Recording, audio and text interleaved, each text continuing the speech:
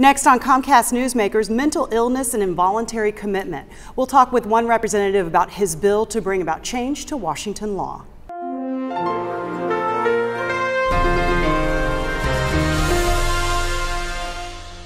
Hi, welcome to Comcast Newsmakers. I'm Sabrina Register. Today we're in Olympia, the beautiful state reception room at the Capitol.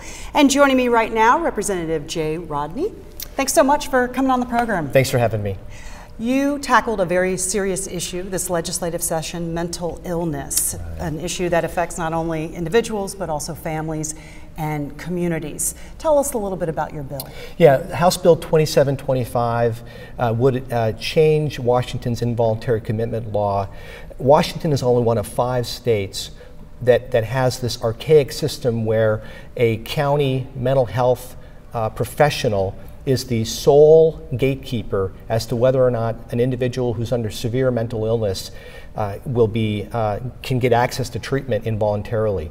And so this bill would have given an alternative access to the courts to parents and close family members, because they're the ones that really ultimately know that their loved one is suffering from a severe mental illness, much more so than a county official who is not with the family or doesn't have a history with the individual. So the bill would have given those parents and close family members a direct access.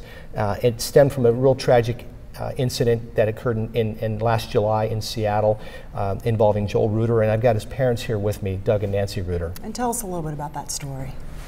Well, last July 5th, our son Joel was in an 8-hour-long standoff with the Seattle police. SWAT team was ultimately shot and killed.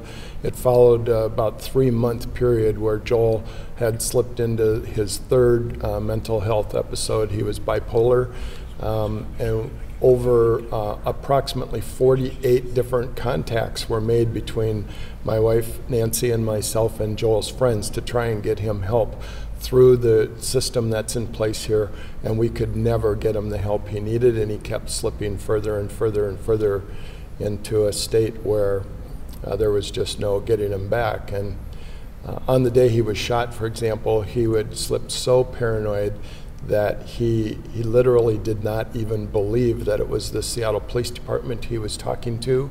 He thought they were zombies there to kill him.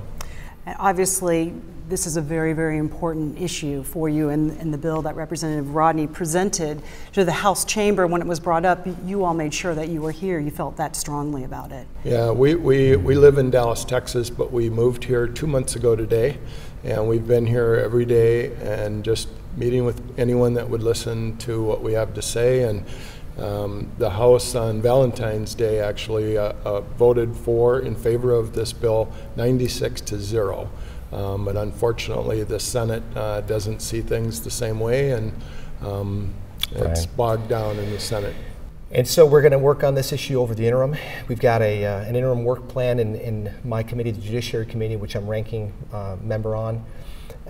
Again, I think it's outrageous that one individual is the gatekeeper, and in Joel's case, the family, Doug and Nancy, were repeatedly told that he didn't meet the standard or the criteria for an involuntary commitment, and yet, despite the fact that he was, slipping into psychosis over several months, he had attempted suicide.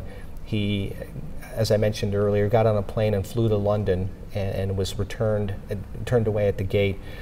All of these incidents did not meet the standard that is currently in Washington law, which I think is outrageous, and we need to fix this because it will save lives. And it sounds like you're not giving up, Representative. Absolutely not. All right, Representative Rodney, to both of you, thank you so much for joining us today, talking about a very important issue. Thank you so much. Thanks so much. And thanks for watching Comcast Newsmakers. Headline news coming up at the top and bottom of the hour.